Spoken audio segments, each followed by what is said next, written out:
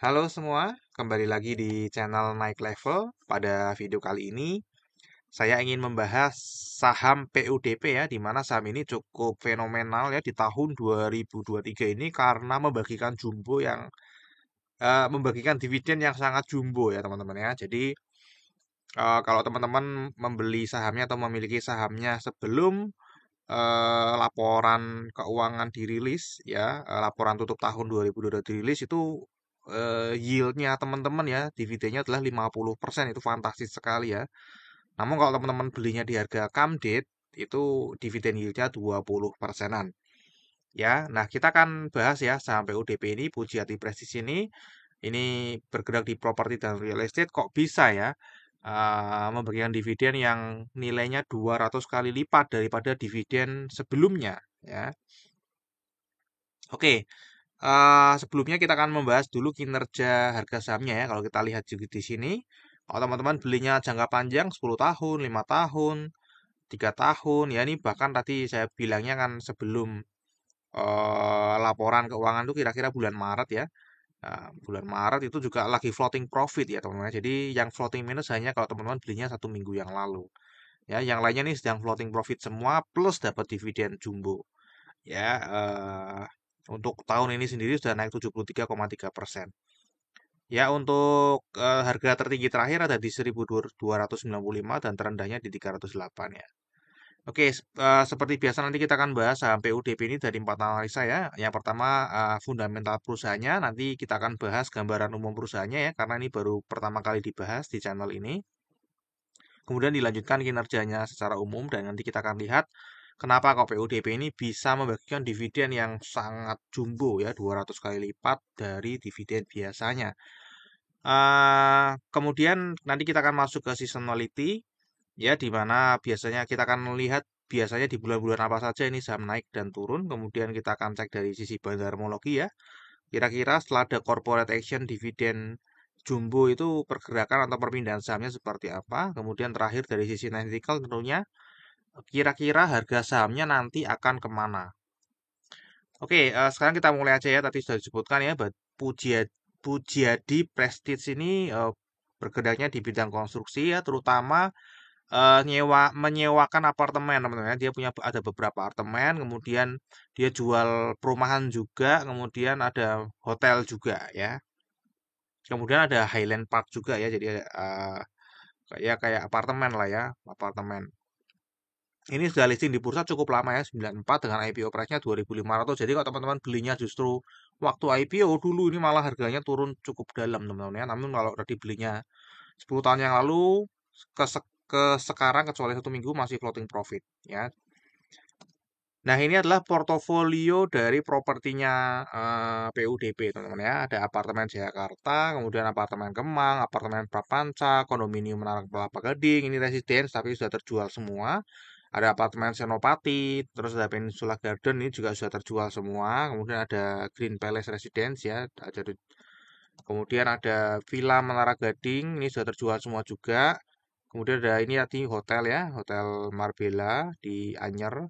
Kemudian ada Jayakarta Bali, Jayakarta Lombok, Jayakarta Yogyakarta. Kemudian ada Ruko Depok yang sudah terjual semua dan terakhir Highland Park ya.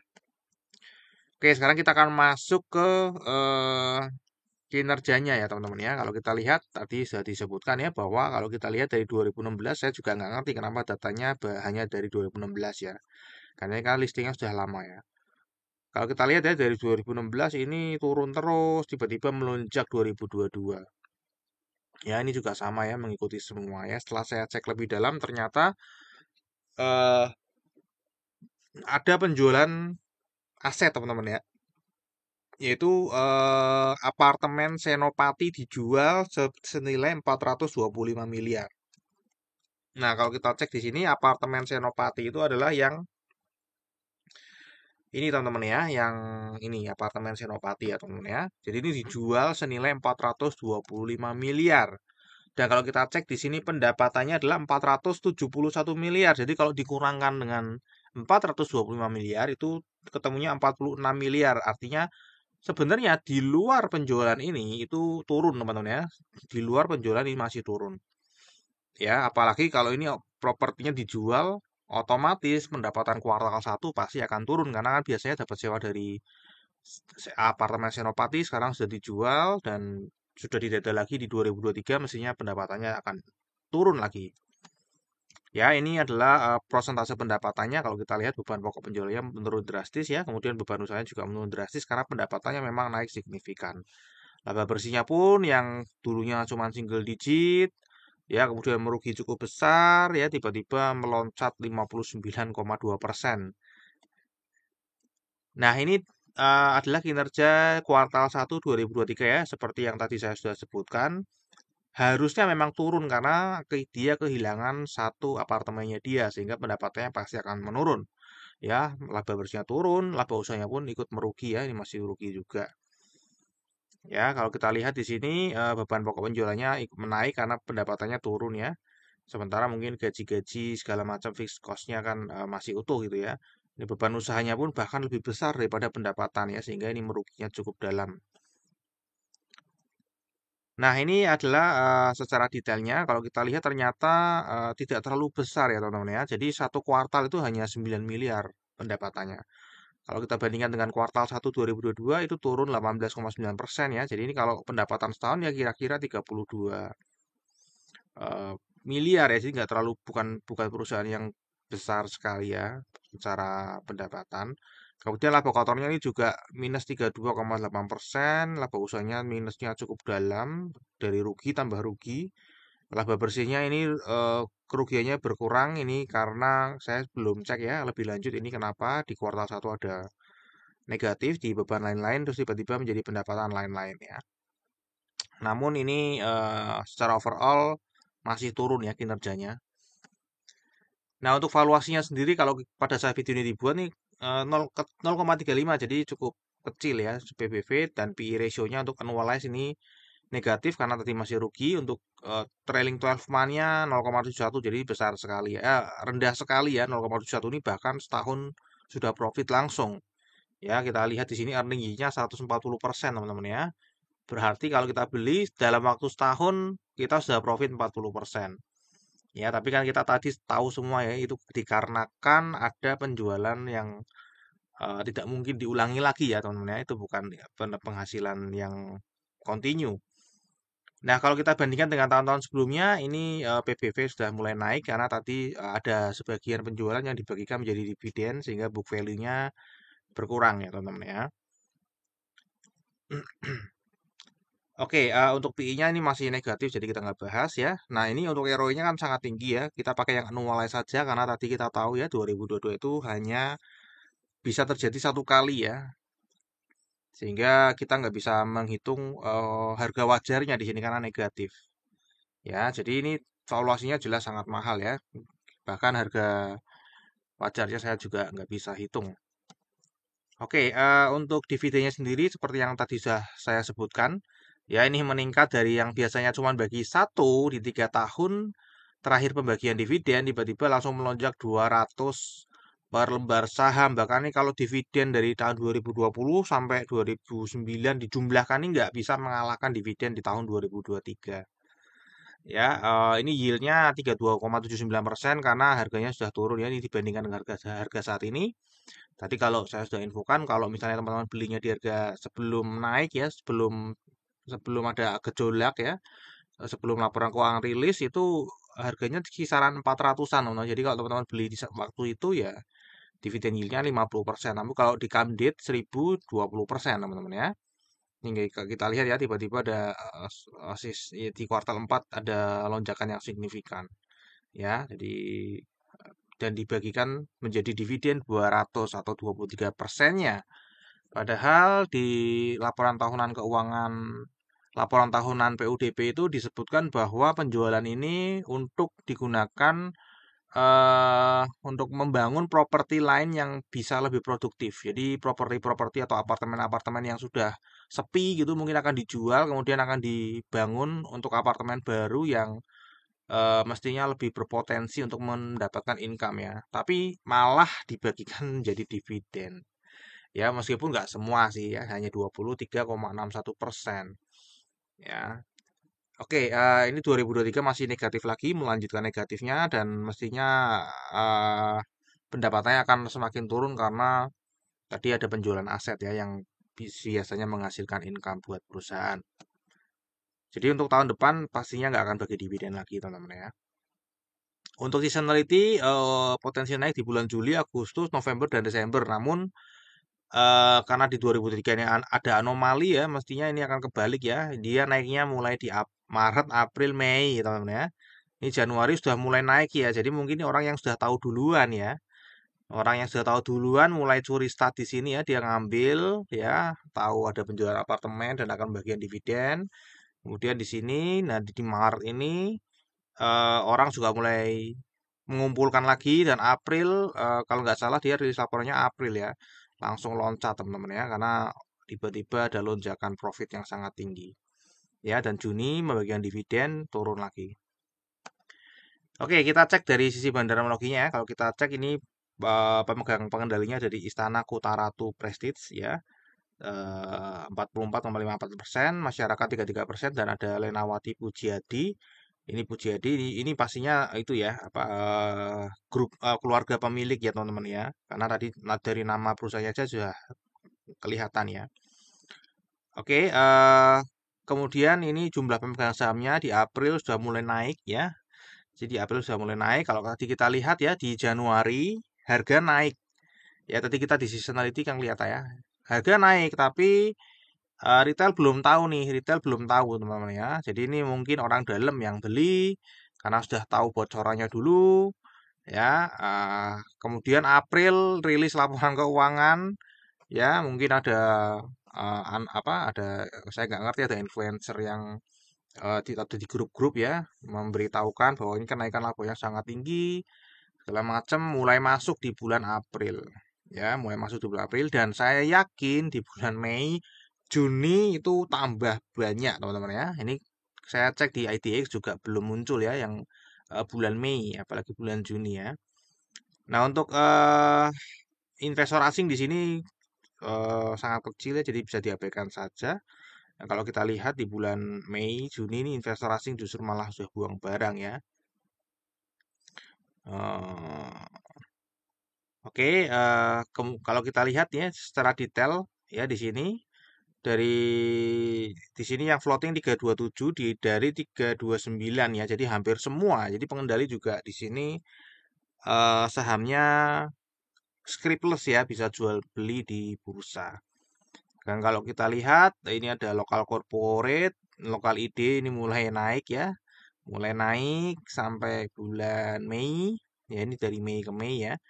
Nah, mulai naik ya di sini teman-teman ya, kelihatan ya naik naik. Nah, dan naiknya ini memang satu kali ya one time ya, dia bukan naik yang setiap hari gitu nyicil ya, one time ya saya Mei, nanti kita lihat di bulan Juni ya. Jadi mungkin ini ada uang besar juga nih ya teman-teman ya, karena dia naiknya satu kali gitu ya, nggak apa nggak berkelanjutan ya. Jadi ini sedang distribusi teman-teman ya, sedang distribusi, yang buang adalah lokal corporate, ini yang buang barang ditampung oleh investor retail. Ya, nah bagaimana untuk di bulan Juni ya? Datanya kan belum keluar, nanti bakal keluar mungkin Senin kalau nggak Selasa besok. Kalau kita lihat secara broker summary, ini big accumulation teman-teman ya di bulan Juni ya, big accumulation. Namun kalau kita lihat lebih detail di broker summary, ternyata ini bukan big distribution, namun eh ya memang ini susahnya gini teman-teman ya, karena dia belinya di sini ya, terus dijual. Jadi seolah-olah ini big accumulation ya, karena yang jumlah yang beli itu dibanding jumlah yang jual masih banyak yang beli. Nah, kalau kita lihat yang beli siapa, ternyata ya investor retail lokal ini XC dan XL. Ya, XC bahkan sampai 1,2 miliar. Dan kita lihat harga belinya ada di 925. Ya, udah pasti nyangkut ini teman-teman. Ini nyangkut semua teman-teman ya. Ada ODIS di 1000 gitu ya. Ini sudah pasti nyangkut semua teman-teman ya. Sekarang harganya 610. Dan yang jual ini ya yang taking profit ya. Ini yang taking profit teman-teman. Dia pasti belinya di harga sini. Ini dulu ya sekitar 400-an ini. Jadi kalau teman-teman belinya pada saat di sini ya wah untung banyak banyak banget, bisa dapat dividen, teman-teman bisa jual lagi. Ini masih harga sekarang masih di atas harga sini teman-teman ya. Jadi untungnya luar biasa sekali. Ya, jadi kalau kalau orang dalam sudah tahu seperti ini ya pastinya untungnya cuannya banyak sekali. Oke, ini dari bandarmologi untuk jangka pendeknya.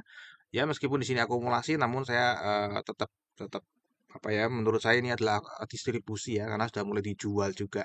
Ya, kenapa kok lebih banyak tetap terdeteksi di accumulation karena yang ini masih nyangkut ya. Jadi retail itu pada nyangkut ya. Oke, kemudian kita cek di sisi teknikal ya. Kalau kita cek di sisi teknikal ini kelihatan ya di sini dia dulu ya sekitar 400, 380, 400 tiba-tiba April ya. April dia mulai naik ya. Jadi laporan keuangan rilis dia mulai naik. Udah ada yang taking profit di sini, kemudian dia sideways ya. Pengumuman langsung meledak ya, bahkan sampai 1.300 teman-teman ya. Nggak tahu loh apakah ada yang beli di harga 1.300 apa enggak ya. Itu kasihan banget kalau sampai ada ya. Dan likuiditasnya ini rata-rata 66, 666 juta per hari. Ini pun karena ada peningkatan ya. Kalau biasanya hanya 50 juta per hari. Jadi ini likuiditasnya sangat rendah teman-teman ya.